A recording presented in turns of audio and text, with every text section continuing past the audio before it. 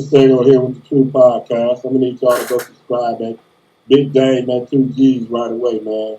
We got one of my favorite people on here. We're gonna interview. Me and Big Dre gonna interview one of my favorite people of all time, man. Somebody I've invested a lot in and invested a lot into me, man. Mark Roberson, man. Somebody well known around the 414, man. That might even be known worldwide. So we just gonna discuss some growing up, a little hooping, just some life topics, some mishaps. But if you're a young fella, man, and you see this, man, you might want to take a listen to what he got to say, man. It's going to help you progress through life because he can help me progress through life as well. So I'm going to let Dre introduce himself, man, and then Mark going to introduce himself and tell us a little bit about it. Oh man, y'all know it's Big Dre straight off the easy, baby. You know what I'm saying? On here with my homeboys, we gonna get it in to Big Dame's 2 G's. You know what I'm saying? On YouTube, the podcast, baby. Come on, man. Y'all hear us knocking? Let us in. What's up? Hey, my name is Mark Roberson. I'm from Milwaukee, Wisconsin. Been around a very long time, done all kind of stuff, and I am internationally known as well. So, player for real. But yeah, man, just chopping it up with my guys and see what it's all about. Well, we started out on 6th and North Avenue in Milwaukee, and then we moved to Sherman Boulevard on Sherman and Center. I come from a 2-parent household. My mom and dad were married 69 years. A couple weeks before their 70th anniversary, my daddy passed away. So I had a blessed childhood. Welcome, man. My dad, he used to like to, feed people and come on in. That's the kind of dude he was, man. And we didn't have to, ask. Go on in there and get it, eat it. So that was a blessing. And you eat. My parents came over. Boys eat too. Yeah, everybody. I did. I had a blessed childhood. I had a mother and father that took great care of us. I had a bunch of, brothers, 4 older brothers and 1 sister. They were older than me. I'm the youngest. But yeah, I had a good childhood, man. I went to Mesmer High School. I had a good childhood, man. I had a lot of fun, had a lot of friends. The neighborhood that we was in, the Sherman Park area, it was a good neighborhood. It was a nice neighborhood. It wasn't all this It was expensive. It was, yeah. So I repped Sherman Park, for a long time. That's where I was at. That's where I, was at for a long time. Sherman Park area. Most of my life was spent there on the Sherman Park area. Okay, so what you mean by repping? Because everybody don't know what that means, but some people do. What we mean by that? You know what I'm saying? Was you repping the basketball squad? Was you repping?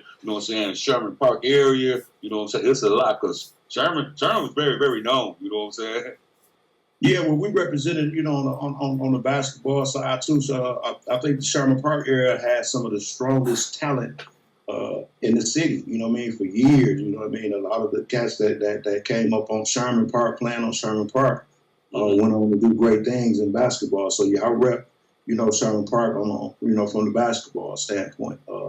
That's where I started out, that's where I met a lot of cats like Brian, Billy Ross, a lot of players that came through Sherman Park. And even if they wasn't for Sherman Park, everybody wanted to come to Sherman Park and play against the dudes who was up at Sherman, because he was getting it in.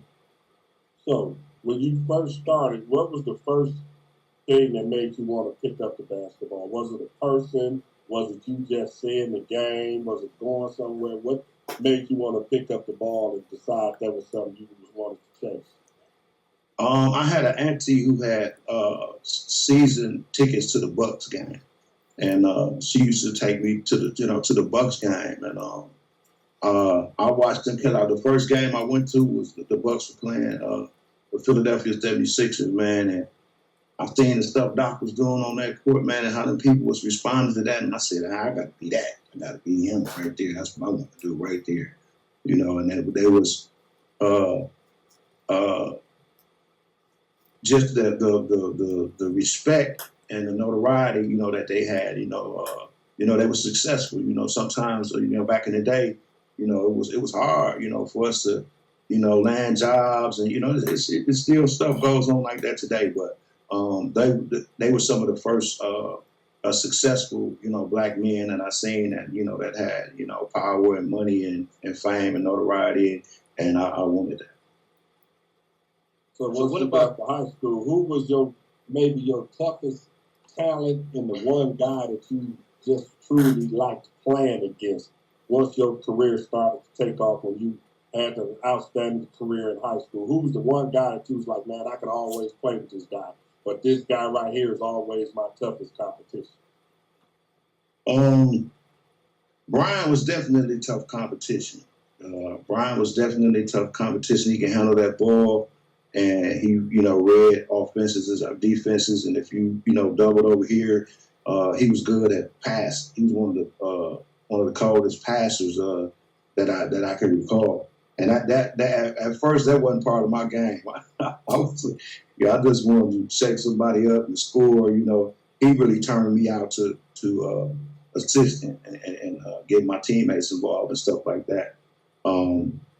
Chauncey Cargile, he played for Atkinson, so that was always a battle when I went up against Chauncey Cargile, Marcus Hines. A lot of guards, man. A lot of people guards, because I was a shorter guard. I was small, So I had to make up for my size with quickness and being able to shoot. I could shoot. I shot the ball pretty good from the outside, so I didn't have to get close in there with the big dudes for them to block, blocking my shot. But after my senior year, when I went to college, I grew 6 inches. So when I came back, I was bigger. I know I had the size to go along with the stuff. So it kind of worked out for me. Was there ever a time? No, go ahead. I was just saying it was different from me because when I put on that size, it was late. I think if I'd have had that size when I was in high school, as a freshman or something like that, I think I'd have went a lot further than I did. But being that small, as you may call it, even though people think, 6'1" and 5'9", that's kind of big, because they'll have us playing like power forward and like center, like they thought I was tall until I started playing with, college players and stuff like that. My two was playing against Washington, BG, and Keith Stewart. So what I'm gonna say was, before you started that, was there a time where you got cut, where you didn't think you was gonna make it or something, that you had to come back, and do like, hey, I gotta do extra? No, I never had that mentality. Anything that I started on, I wanted to be the best at it. I worked at it, whether it was roller skating, playing football, basketball, anything. And I think I was well known for being kind of cocky. I used to talk mad, I used to talk mad shit. That's the game, though. Yeah, but I didn't know. I wasn't worried about getting cut. I wasn't worried about getting cut. By the time I got, I say 2 or 3 years into playing basketball, people knew who I was. They like, oh yeah, Mark Roberson, this Mark Roberson, that. We playing over here. This, like Brian. I used to go up to store event, and they had a team with Trevor and all them on it. And then his dad had a team, and I played with his dad, for a few games. We played. We had a team that his dad coached. So we had a strong basketball community. You know what I mean? Especially Roosevelt. Roosevelt to get it to you like it is. He was the key to that neighborhood holding it together. Why you think so many guys came out and represented when he passed away? Oh yeah, for real. And we would go down there. They stayed on 44th and North, and we used to go down there sometime and just sit with Ro. You know what I mean? And just chop it up with him. You know what I mean? He was a good dude, and he invested, a lot of people, and he kept it real, man. You know what I mean? He wasn't gonna tell you, you was good. If you wasn't good, he'll tell you, hey man, you need to work on this. You need to get that part. I mean, yeah. If you keep doing it like that, you're gonna be a squirrel forever. He'll tell you. He'll tell you, boy, you make work on your fundamentals. You make work on your fundamentals. Yeah, he'll make you a better player. You know what I mean? Because you didn't want him to come to your game and you go to doing that garbage. He gonna get after you. He'll make you a better player. Yeah. So who was the one guy that you said, like, me and this guy had a straight vibe on the court, man, that if I could just take him, or give me your best five, and if you saying, hey, we going against any five in Milwaukee, who you coming with? You and the other four, who you bring? Me and the other four. I would say that I would want to bring. Oh yeah, Tree Gordon. I would probably say that I would have to bring. I'm gonna have to bring Brian. I'm gonna have to bring BG with me too. Okay. And that's for the simple fact that he's so good at facilitating, the ball. I would want him out there. I need a couple more bigs, so I would say another big that was good. I guess I would want to bring what's his name? Name escaped me. They go. What's the other cat that played? Oh. Back in the day. Now y'all remember this cat? Dead Ivory. Yeah, Big Sid. And I would after Big Sid, I would bring Will Roundtree. Yeah. Wow. Will Roundtree was a monster too. Wow. Now, if you know I Will, don't think nobody beating that team. if you know Will, what was the one move that everybody try to do now that Will invented, and what did he call it? Charlie Moe. And what was the move? He throw the ball off the backboard and dunk on you. In game. Will Roundtree invented that. If you know Will and you didn't know that, that's $1 million question that I already had set up to ask you. If you know Will, and Will invented that. Well, nobody in Milwaukee doing that, and Will threw it off the backboard and nicknamed it Charlie Moe. Anybody that grew up around our neighborhood, when you be like Charlie Moe, they know you ain't talking about no dude. They know you talking about that move that Will Roundtree invented. RCI? Yeah. Ray said when, cause me and Van, we was up there. We was undefeated. We was playing teams from the outside. Van Mays? No, Van McFadden. Lee Van with me. Yeah. I was at RCI for a stretch. We won the championship when I was there too. Me and this was on my team. This dude named Dre. He from the east side. He was nice up there too, man. Yeah, we won a championship down there too. I was in that joint, man, putting up 50 something like some of them cats in there, man, because it's like because of the knowledge I had of the game, I was well coached and I knew, I could beat you on different stuff. I might get 20 at the line because you keep jumping. I fake like I'm ready to shoot. You get in the air and then I draw the foul. You know what I mean? Yeah. So they kept the just being smart. You know what I mean? Just being well coached and playing with the cats that I played with.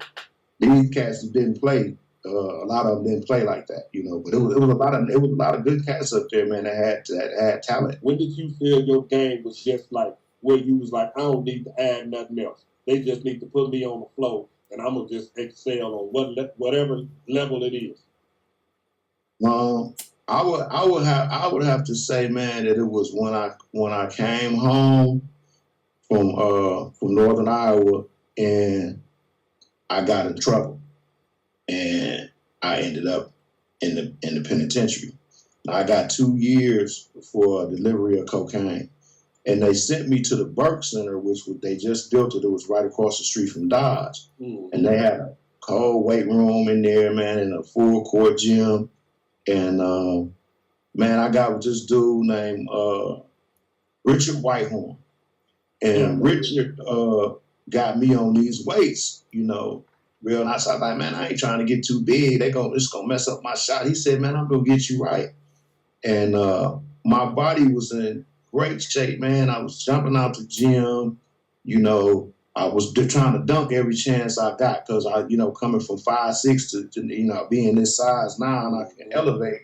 You know what I mean? So I think it was that year, man. That year, because I was going through cats, man, and I could shoot the tray, so I give you that fake. You know, I get the triple threat position and give you that fake, and you gonna bite. If you don't bite, I'm pulling up and letting it go and spray you. If you bite, I'm going past you. And I had a man. I was able to jump, man. That man got me right. So at that time, I didn't feel it was like nothing I couldn't do. I was ready. I'm like, man, I need an agent. I need somebody. Not the agent. Not the agent. Right. The agent. Right. Yeah, for real. Exactly. So after the stint, after you came home from the stint, what did you try to put on like some of the young cats you knew, like just like when the career veered the other way and you said, okay, I ain't chasing that dream. What was something that you gave some of your young nephews, even some of your partners my age, that you gave them about the mishaps, about how shit can just go bad fast without you even knowing? Oh yeah, I always tell a person, man, that you only one mistake away from being in the penitentiary. You know what I mean, or from being dead. You know, every day presents a different opportunity, man, and you got to learn. You know what to stay away from and who to stay away from. You know, and we got to be more verbal with each other as friends. You know what I mean? I didn't have a lot of friends that was really verbal with me as far as what I was doing when I got out there in them streets. You know what I mean? Because, you know, if you got a friend that's doing dirt, you know, and you know he headed down the wrong road and what this could bring, even though he having money or whatever and y'all having fun, you still got a responsibility as that person's friend to say, hey, man, you know, you need to cut that out. You know what I mean? And a lot of times we don't do that. You know what I mean? We'll ride with our friend. He out there getting money. You know, he living the life, and you know we want to be around it and into it. But at the same time, that's condoning it. You know, and that's telling him it's cool. You know what I mean? And it ain't. It really ain't cool. You know, because you know I know too many that that been murdered, and too many that's dead, too many that's in the penitentiary and been there for over 20 years. You know, and it's you can't get that time back. You can't get that time back, and you waste talent. You waste your talent, you man. Like you said, the best I was, and at the height of my career, I should have been, somewhere hooping, not in the penitentiary. Right. Well, because of that mistake that I made, that choice I made, that's where I was at, and it set my life back. It set my life back, man. It took me years, to catch up and to turn things around and to get people to, give me opportunities with good jobs and stuff like that, because once you get that jacket, then they want to hold you out of stuff and they don't do nothing but lead you back out there. You know what I mean? I went to plenty of jobs, and tried to get it together after I went to prison the first time, and they kept shutting the door in my face. So what I'm going to do? You know what I mean? I'm going to do what's second nature, and went back out there again, but if you do the same thing, you're going to get the same results, man. All I can say to you. Something you think feel like, all how did you that prepare yourself for your first no? Say like when you was in the penitentiary, you was finna get out. How did you prepare yourself for your first no? Like, if I go apply for this, they might say no. If I try to go get this kind of housing, they might say no. How did you prep yourself to be prepared for those letdowns? What I did, man, was I actually decided that I was going to work for myself. So I wrote a program, and then I started a nonprofit agency when I got out. It was called Frontline Reentry Services, and so I got with this cat named Jim Gajewski that I met that had a construction company, and dude was hiring. I was working with at-risk youth and guys getting out of the prison system, and dude was hiring them, and he was training them. And so I created my own job. I was like, no, you ain't going to get a chance to tell me no, because I'm going to create my own. So I had already had a plan. I made it, and I put it together while I was in prison, and I did that. And after doing that for so long, people got to know me, for something different, and then after you go so many years without, committing another crime, then they can't even look that up.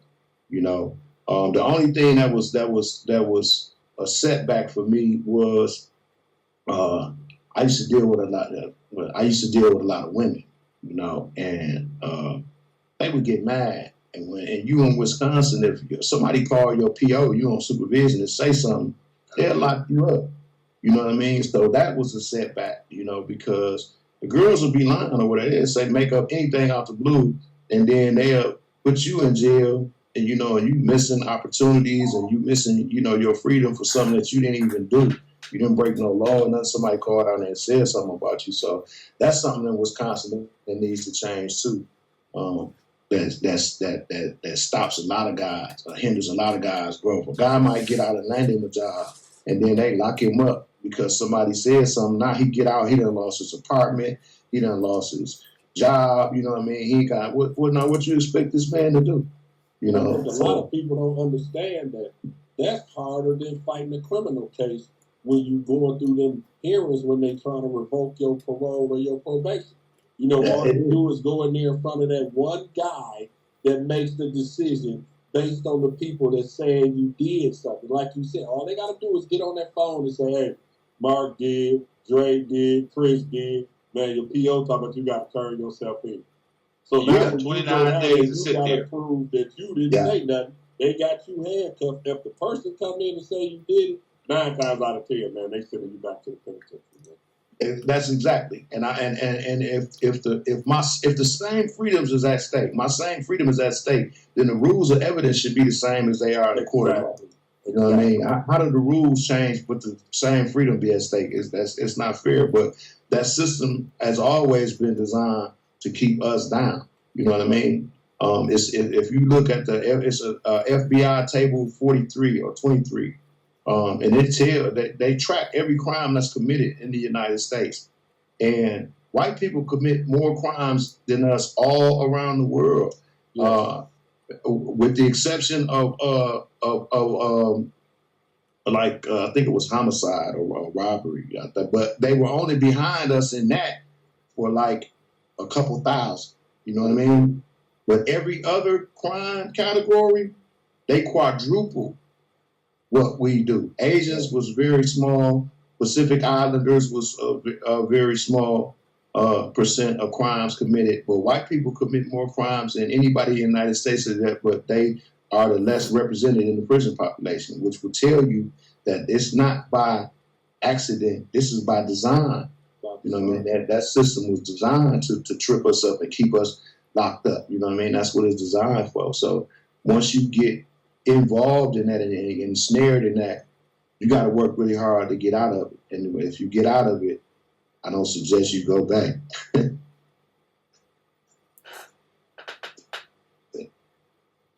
Do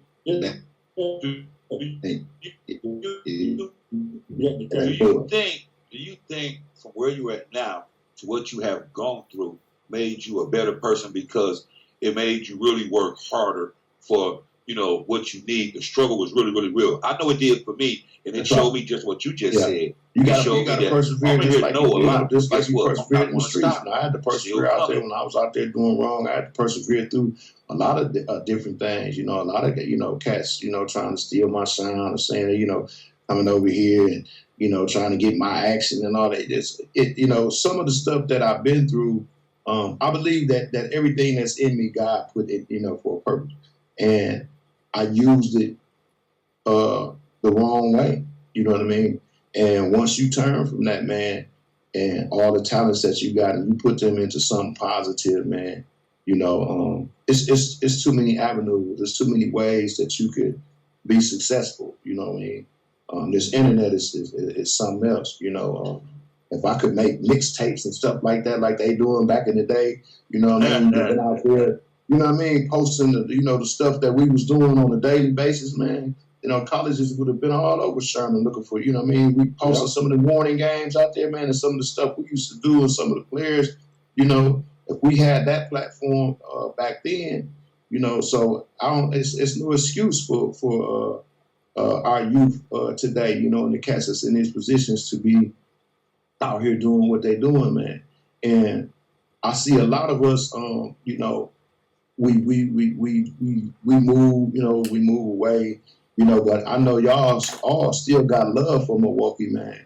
And I really would like to put something together, man, where we could get together and do something, man, to try to curb some of this violence down here, man. These cats is crazy, man. Back in the day, you never would have heard of nobody getting shot downtown. That was unheard of. No. Yeah, I just saw last that. night. 3 again last night. Then they got Yeah, a that's video because where they you was 65 the young degrees. dude with the pistol, and then they shot him. Boom, boom, boom. So, like I say, if you got something, man, that you try to pursue in that arena, that's the arena that we done been in, because we done played in the streets together. You know what I'm saying? So we know what it takes to stay out now. We got double-digit years of being out here without crossing on the other side. We ain't crossed the line of demarcation, man. So we one of the stories, you one of the stories, Drake one of the stories, D one of the stories that we have to put the youth on to what we got, man, because we know what it takes. Like if we and they gonna accept it from in us. and out, we ain't got no story. But you'd have been out here and to see what it's like. We love it out here. So we got to put something together, man, just all the way around the board, uniformly, to get it to go so it can prevail, man, so the kids can have something.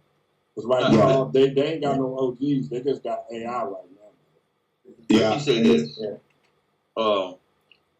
Coming from what I did and what I've been through to the joint as y'all, when I'm out here and I see black men that haven't been, and I'm still able to, accomplish what I'm accomplishing, get to where I'm at, but you out here crying, how does that make you feel? You know what I'm saying? With the struggles that I know that you didn't went through. Because I know mine.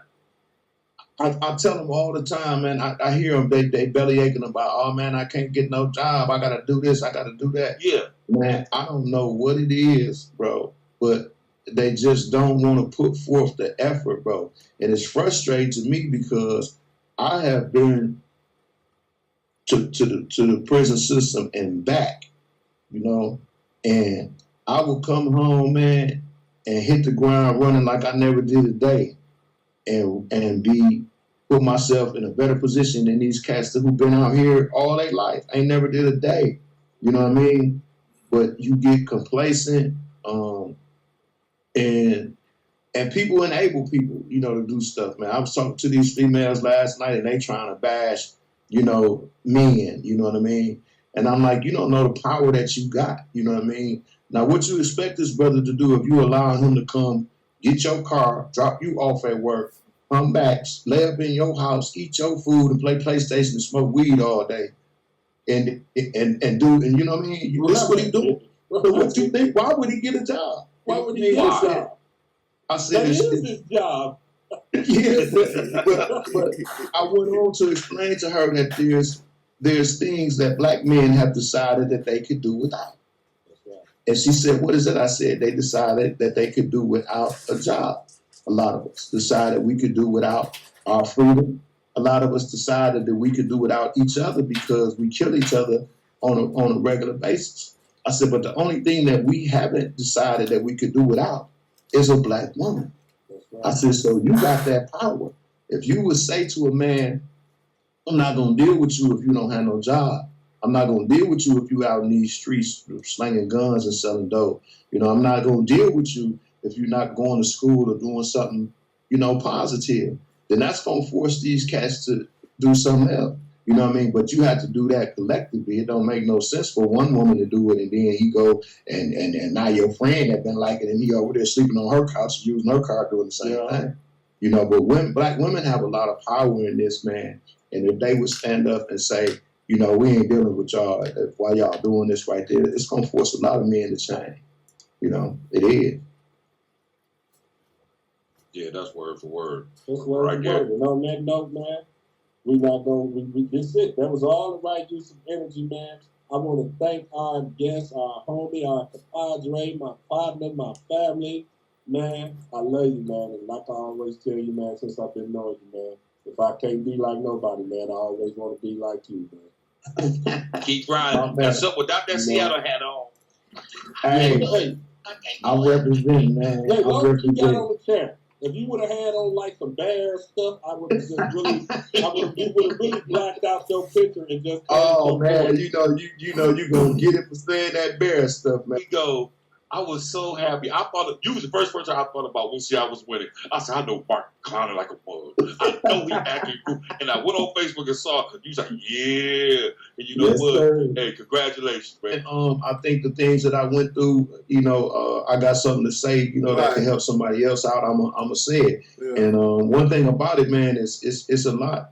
It's well received for me because I ain't somebody that just graduated from college and got a job in the prison system and trying to tell these cats, well, no, I went through that. Yeah. You know what I mean? I went through that. I could run a re-entry agent because I did re-enter. I know how it go. I know the pitfalls that you're going to go through. I know what's going to make you want to quit and give up and go back.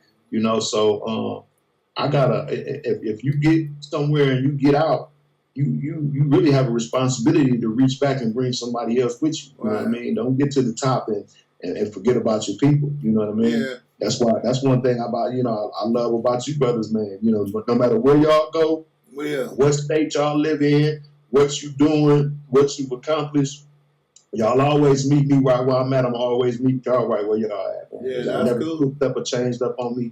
And that's love. Your email too. I'm gonna send you the itinerary and the plans on the program. Like Right Use of Energy is a podcast, but it's also a program too, a curriculum. I'm trying to get it in high schools. It's for reentry. It's for youth. I got one that's for the older people. We can do it. I got it wrote up for church. I got it wrote up for high schools. We can present it, man, wherever we need to present it. But hit me on the messenger or send me your email, and I'm gonna forward it all to you.